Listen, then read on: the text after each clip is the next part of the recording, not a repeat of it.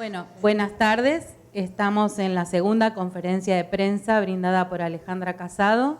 En esta oportunidad, desde Miraflores, Perú, hay varios medios acreditados como para hacer preguntas.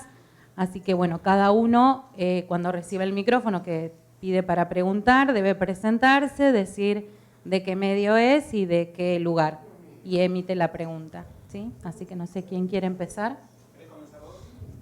¿Empiezo yo? Bueno, mi pregunta tiene que ver con estos acontecimientos y sucesos. ¿De qué medios son? Ah, perdón, yo estoy me equivoco yo. Para Frecuencia Origen, que sale desde Estados Unidos, pero bueno, para todos. Mi pregunta tiene que ver con estos hechos y estos sucesos que estamos viendo tanto a nivel político como a nivel fenómenos naturales en la Tierra. Si justamente estas cuestiones políticas por un lado y estos fenómenos naturales tienen algún tipo de vinculación, mirándolo desde la lógica. De hecho, la tienen porque la premisa de la lógica global convergente es tomar a la realidad como una respuesta, como una ecuación global que si bien podemos decir no la entendemos, no podemos negarla, ¿sí? Entonces, sí, de hecho, asumimos de que están conectados y que en todo caso no sabemos o vamos viendo pequeños píxeles de esa realidad que conecta al clima con nuestro clima, digamos, a nivel diseño global, ¿no? Pero sí hay una conexión. Partimos de la respuesta afirmativa desde una perspectiva lógica, que no implica tener esa respuesta como una respuesta neurológica, ¿sí? Neurológica es lo que vamos pudiendo desarrollar de la conectividad espaciotemporal de la lógica, la implicancia personal y particular dentro de este contexto global, y se empieza a ver neurológicamente algunas cosas, ¿sí? Entonces, la respuesta es categóricamente sí desde lo lógico, y eso no implica que desde lo neurológico yo pueda tener o alguien pueda tener todas las conexiones, ¿sí? Perfecto, muchas gracias. Hola, Leslie Briceño, de México, para Receptor Lógico. Hay una frase que anoté acá y me gustaría, si es posible, que la abrieras un poco. Lo posible me lastima porque hiere mi fantasía.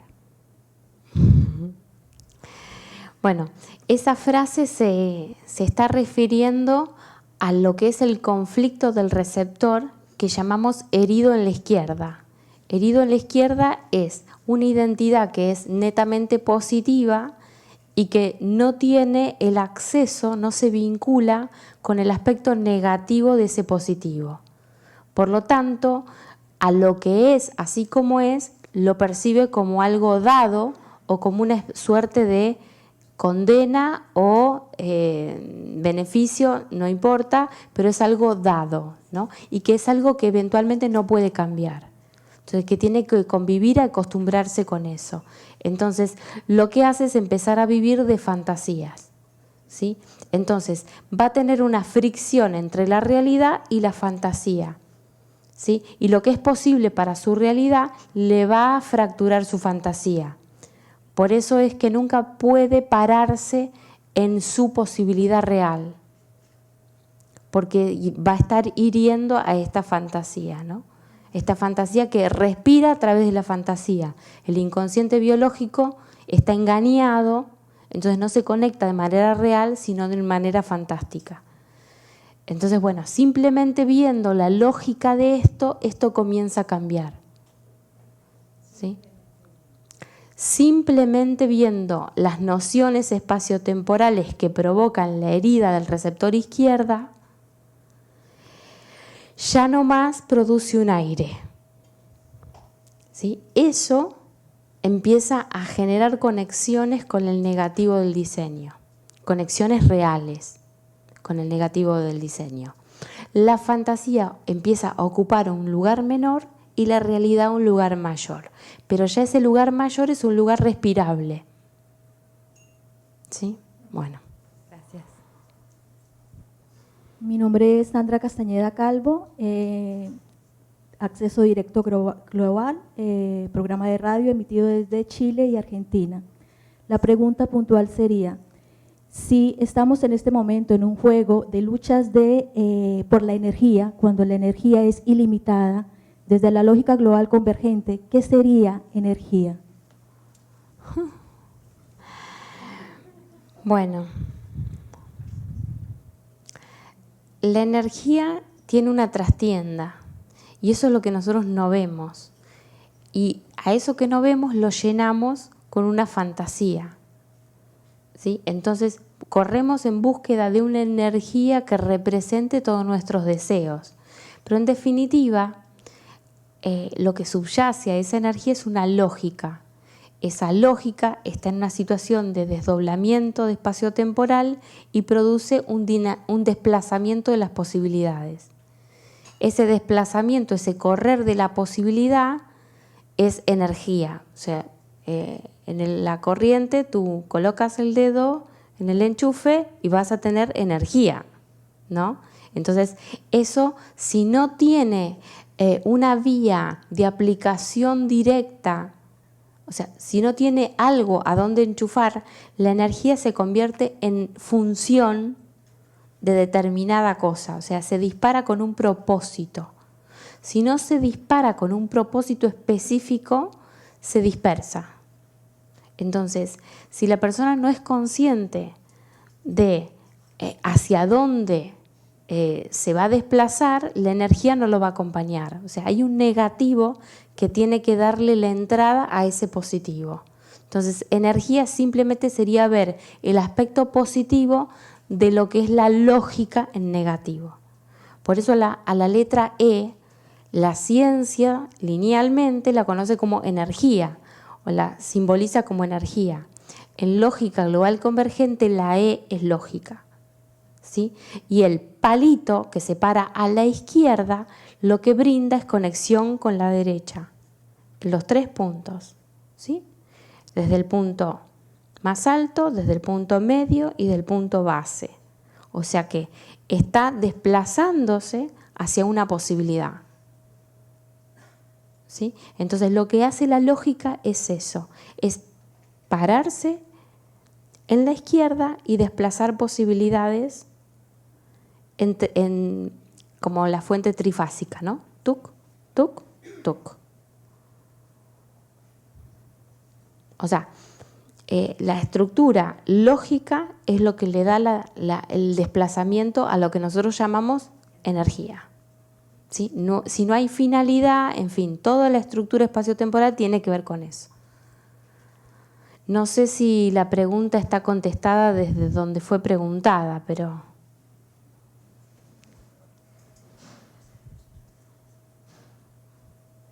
Hola, buenas tardes. Bueno, mi nombre es María Monachesi, para Entrevistas Inhumanas. La pregunta sería, ¿cuál sería el rol de la dirigencia y la clase política desde la perspectiva de la lógica para el ciudadano común que por ahí no tiene conocimiento con el desarrollo? ¿Cómo se podría hacer una síntesis, ¿no?, del rol de la dirigencia y la clase política en este momento, desde una perspectiva que no sea ni desde la derecha y la izquierda, que es lo que habitualmente se escucha en un programa de política? Bueno, las dirigencias políticas lo que están a cargo es de nuestras identidades colectivas, ¿sí? Nuestras identidades colectivas están organizadas de una manera tal. Esas personas están representando esas identidades colectivas. Entonces, ahora, la fantasía es pensar que esa identidad colectiva nos va a decir lo que tenemos que hacer, cómo lo tenemos que hacer y nos va a dar todo lo que nosotros necesitamos. Esa es la fantasía. Ahora la realidad es que a las identidades colectivas las sostienen las identidades particulares. Entonces, si uno está parado en la realidad, está aportando como particular la plataforma de lo que la identidad colectiva va a desplazar. Si estoy parado en la fantasía, estoy en la realidad esperando que la identidad colectiva me asista. ¿Sí? Entonces, es muy diferente, porque es la autoconciencia que tiene un ciudadano que está manteniendo un Estado o la conciencia de un ciudadano que está siendo mantenido por un Estado. ¿Sí? Es muy diferente. A ese que mantiene al Estado lo llamamos de derecha y al que es mantenido por el Estado de izquierda. ¿Sí? Entonces, ¿qué le está pasando a ese de izquierda que no está activo? Está cumpliendo un rol pasivo, pero el otro también está cumpliendo un rol pasivo, porque se desligan de esa identidad colectiva y la verdad es que no hay una identidad colectiva, es una identidad particular que coopta todas las identidades particulares y se pone como identidad colectiva. ¿Sí? Esto que se mezcla entre la realidad y la fantasía empieza ahora a descubrirse. Terminamos por ver que no hay líderes, hay personas comunes, ¿no? Y que simplemente que si las personas comunes no echamos ojo a lo que somos particularmente, nunca vamos a mejorar nuestras identidades colectivas. ¿Sí? Porque en definitiva lo que nos están devolviendo es la imagen del espejo de la identidad particular. ¿Sí? Y esa es la que hiere nuestra fantasía.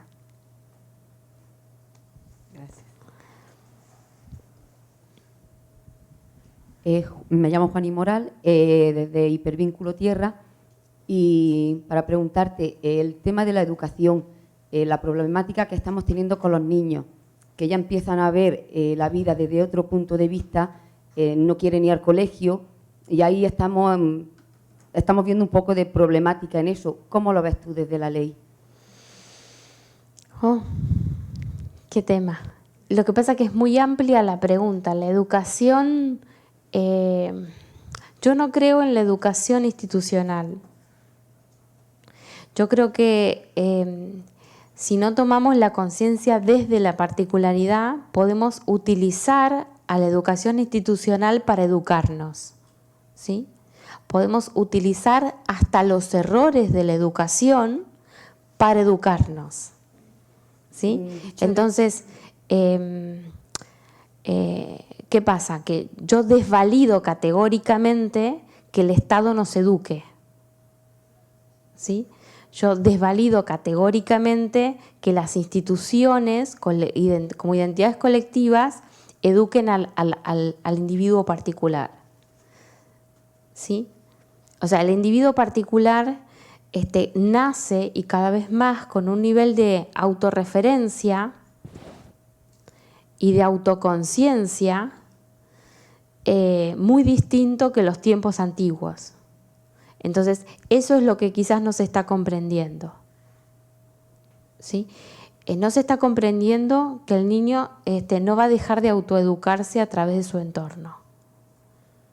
No es que su entorno lo va a educar, se tiene que conectar con su autoeducación y en todo caso, juntos lograrán otra cosa diferente. Entonces, es un desafío muchísimo más grande porque vamos a tener un cruce generacional muy importante. Vamos a tener niños que tienen receptores último modelo y profesores que tienen unos receptores modelo bastante atrasado. Entonces ahí hay una conflictividad muy importante en los docentes, que no tienen manera de actualizarse. Y el gobierno menos manera de actualizar a sus docentes para que actualicen a ponerse como a la par de entender lo que está sucediendo, ¿no?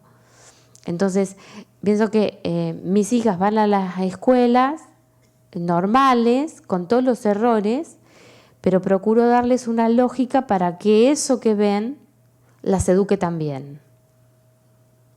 O sea, que ellas se eduquen a partir de ver esos errores y aciertos, ¿no? Porque hay de todo, ¿sí? Pero tomando la autoconciencia de la persona que para qué va a la escuela, ¿sí? Tener claro de para qué va, a qué va, Si no hay finalidad, va a ser muy difícil obligar a alguien a hacer algo, porque el espacio-tiempo está haciendo una transferencia propietaria hacia la identidad particular muy fuerte, muy fuerte. Entonces, el nivel de autoconciencia que va a tener un receptor particular cuanto modelos más nuevos sean es mayor.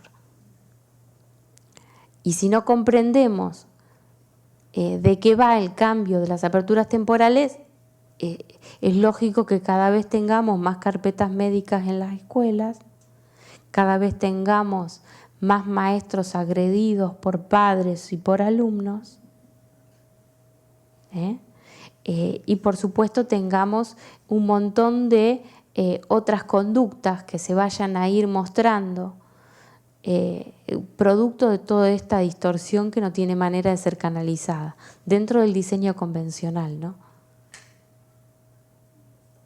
O sea, lo que está pasando es una fractura de la identidad global.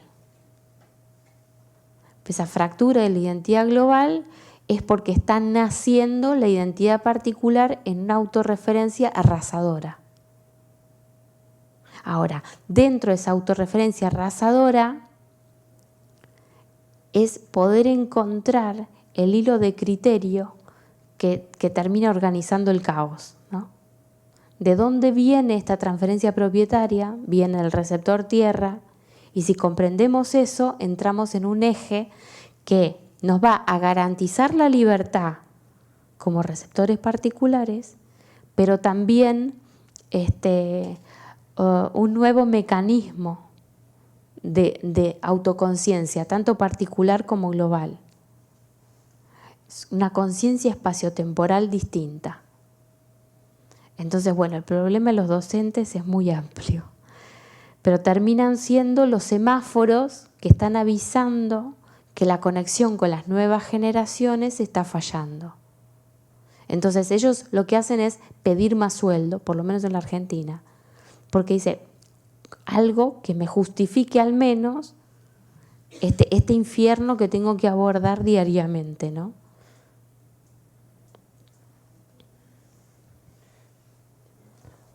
Rosa Villanueva, para Radio Geológica de Lima, Perú. Una pregunta quizás muy del ABC para nuestro público. Esa autoconciencia, bueno, hablando de la conciencia, si la falta de conciencia sería considerada como un error, ¿cómo procesar ese error o falta de conciencia desde una mirada lógica? Falta de conciencia. Nunca hay falta de conciencia. Nunca hay falta de conciencia. La conciencia va a ser relativa al diseño observador, ¿sí? El diseño observador de su realidad va a tener una conciencia. Es un marco que le da un mapa de ese territorio y se desplaza en ese territorio según ese mapa, ¿sí? Esto es muy programación neurolingüística, pero es lo que mejor lo describe. Ahora, ¿qué pasa cuando ese territorio, una vez que lo encuentra, no coincide con ese mapa, donde la realidad no coincide con esa idea que tengo de la realidad? Y a eso le llamamos el error, ¿no? Entonces, tomamos eso como una cosa denigrante del diseño hasta el momento, ¿no? Como cuando yo tengo un mapa equivocado, lo tomamos como una desvalidación de mi identidad, ¿sí? Soy un burro, no sé tal cosa, fallo en esto, fallo en el otro, ¿sí? Esa es la mirada lineal. Ahora, la mirada no lineal es que ese error me está hablando de una inmensa oportunidad, ¿sí? Si yo tomo otra lógica para ver a ese error y ampliar ese mapa, eso cambia. Entonces ya, en vez de decirme a mí mismo qué tonto que soy, que fallé en esto, entender que el fallé en esto está hablando ese aspecto que yo tengo vedado. Cuando mi escucha a ese aspecto vedado es como en son de paz, se me amplía el criterio y se resignifica mi mapa. ¿Sí? Eso no lo puedo hacer si tengo la izquierda herida.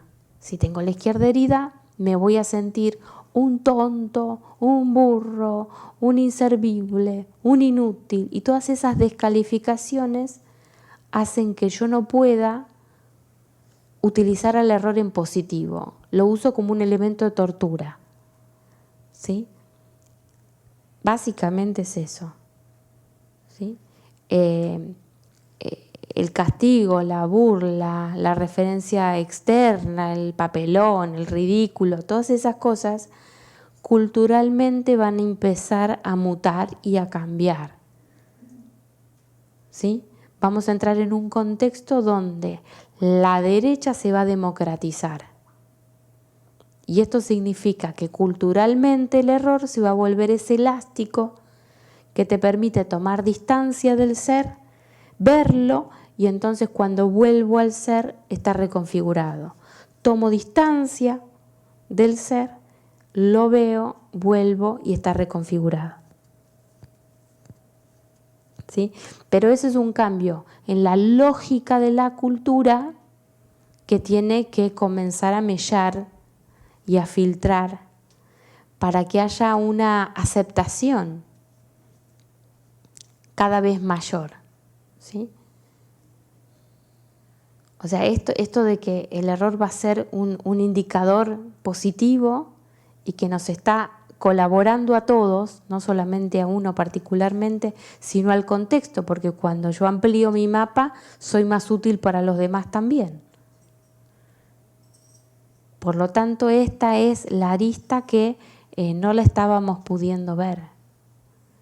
Y esto es lo que ahora es el nuevo puente, que va a sustituir a estos puentes que se están cayendo, ¿no? ¿Sí? Mirá qué puente. Porque viendo los errores de los puentes construidos,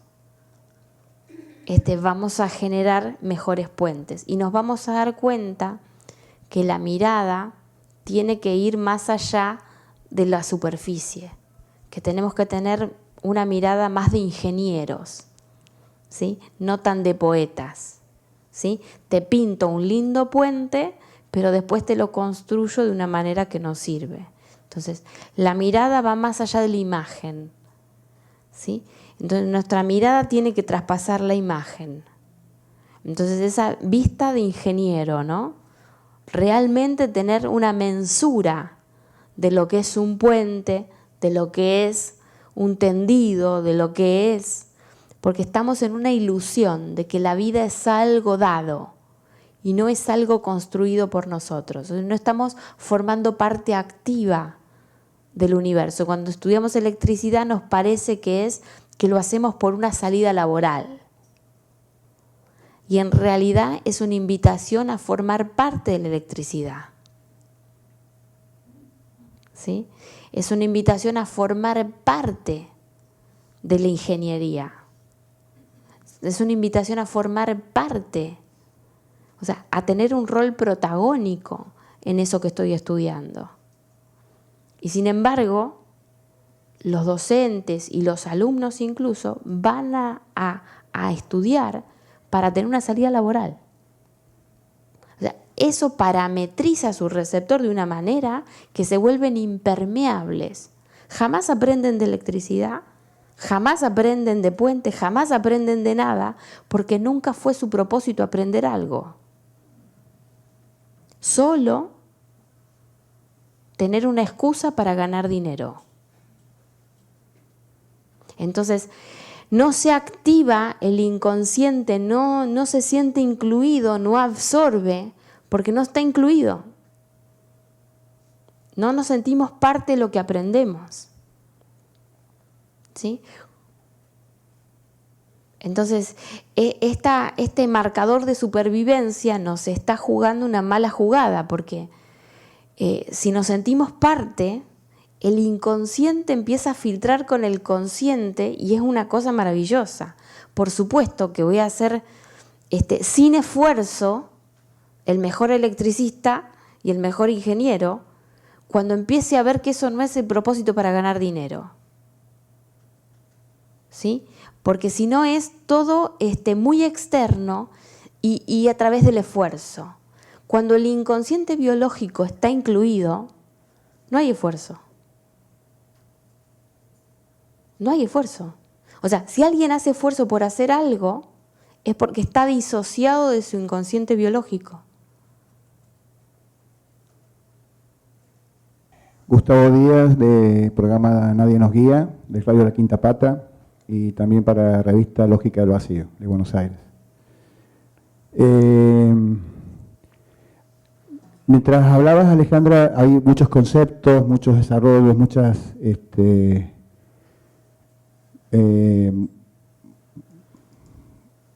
muchos puntos que se van abriendo nuevos, ¿no? Y nuestra radio está justamente sale por el aire y está en un barrio bastante popular en Córdoba, que es el barrio San Vicente. Y mucha gente nos hace llegar la inquietud de que por más que nosotros tratamos de bajar y bajar y bajar, ¿viste? Muchas veces se quedan en la ignorancia, no entienden. Y esto un poco recién que decías vos, que hace falta una nueva lógica, ¿no? Para esta cultura nueva que hay que desarrollar. Entonces, te voy a hacer una pregunta muy básica, pero me parece que da pie también para esta instancia en donde hay mucha gente común que se va a asomar a lo que es la lógica global convergente. Y la pregunta es la siguiente, ¿no? ¿Para qué una lógica nueva? ¿Para qué es una lógica global convergente? ¿Y por qué es tan importante el hombre común? Bueno, son abismos muy grandes.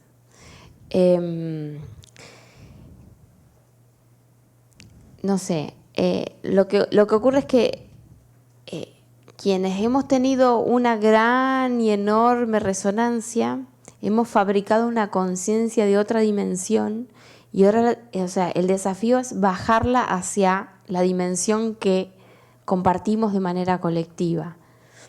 Entonces, en este sentido, va a depender de una tarea meritoria de nuestra parte, de cómo estar en el instante aplicando la coherencia funcional dentro del momento particular que estemos. ¿Sí? Dentro del momento particular que estemos. Entonces... Pero a mí me preguntan en la radio, ¿no? Te llaman por teléfono y te dice el tío de uno de los chicos de radio, don Pepe. ¿Qué es una lógica? ¿De qué lógica? Porque la lógica es la lógica. O sea, algo es lógico tal cosa, es ilógico. Entonces dice, cuando vos me hablas de lógica, ¿qué me querés decir? ¿Cómo es que es una lógica? Sí, pero bueno, ¿no? Pero es que no hay nociones de espacio-tiempo. Bueno, es la pregunta que yo no te quise terminar de hacer porque no sabía si se ampliaba mucho, pero hablamos mucho de esto, de que vos la persona común no la podés abordar si no tiene una noción de espacio-tiempo. Exactamente. Y es una realidad concreta, es algo muy complejo, como decimos, es un abismo, pero es una realidad concreta. Si la persona no le podés dar una noción de espacio-tiempo, no podés comunicarte. Y ahí está el nudo, ¿ves? Sí. Porque podemos hablar un montón lindo, ¿viste? De la lógica y tratar de como dibujarla de una manera, pero la gente en el fondo te dice, pero... Y ahí está el tema, ¿no? El espacio-tiempo, ¿no? La noción. Entonces... Es una pregunta que puede ser muy compleja, ¿la entiendo? Pero también es como, a lo mejor podemos encontrar algo sencillo para que las personas... Lo que pasa que va a depender de la permeabilidad que tenga este contexto y que se permee, ¿no? Hasta que eso no pase por una filtración natural, el diálogo va a tener que estar... ¿cómo te puedo decir? Filtrado dentro de un diálogo común. Bien. ¿Sí? Filtrado dentro de un diálogo común.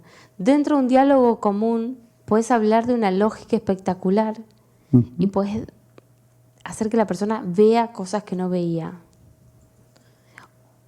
en su mismo entorno, pero te tenés que posicionar en esa realidad. ¿Sí? Y esa va a ser tu destreza de bajar al contexto. Bien. ¿Sí?